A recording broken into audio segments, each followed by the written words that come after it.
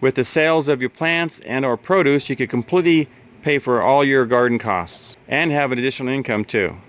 The reason why I'm making this video is because I did a video earlier telling people that they could make money selling plants and produce. So I thought might as well put my money where my mouth is, and so I'm going through the process to document it also for people to use in the future and for them to see that it is actually possible to do. Today is March 17th. We are about 8 weeks out from the date that we want to start having the mature tomato plants available for sale and pickup. So today we're planting. I've already mixed my seedling soil in the 18-inch seedling tray here.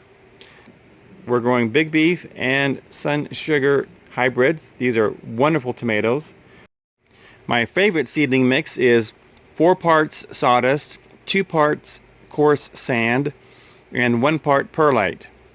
In that mixture, I added 3/4 of an ounce of Mittleider pre-plant nutrient mix, which has calcium, magnesium, and boron in it, in the form of gypsum, Epsom salts, and borax. We've got all the seeds planted. In the first 2 rows, we've got Big Beef. 3rd row, we've got some Sun Sugar tomatoes.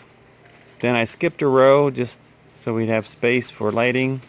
Then we have 3 different varieties of cucumbers here. We have Boston Pickling, Soyo Long, and Straight Eights.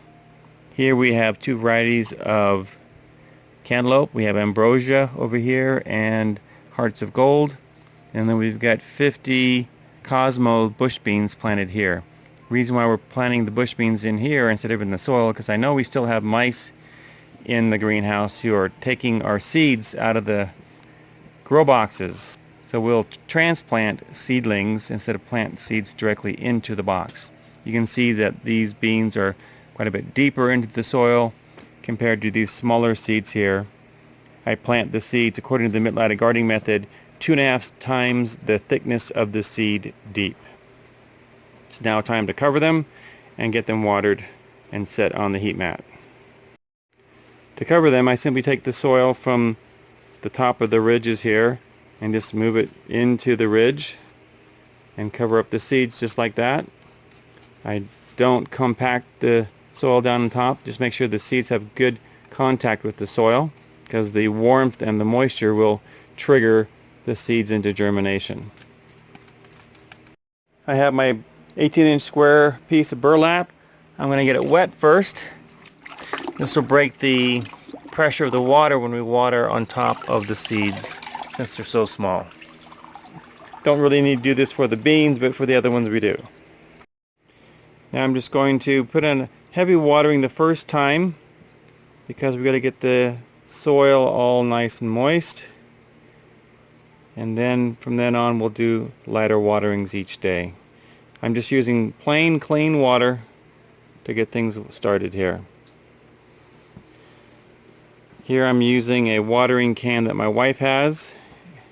In a minute I'll use another can that I made. I think it goes quite a bit faster than using a watering can. When we use this watering can, you need to get a bucket right up next to the seedling tray. And that way we just dip right out of the bucket into the little can that has holes in the bottom, and that allows us to water the soil. Everything's planted and watered, and now it's just warming up on the heat mat. I have the heat mat set at 80, and I've got my thermometers here so I can monitor the temperatures. Right now it says it's 78.0 degrees, and I can monitor those on the internet and make sure we get the right temperatures. In about 3-4 days we'll have germination, and in about a week or 2 we'll be bumping these up, and we'll show you how we do that in the next video. This is LDSPrepper reminding you, if ye are prepared, ye shall not fear. And help your neighbors prepare by selling them healthy, strong, well-developed tomato plants so they can have a great season in their garden too.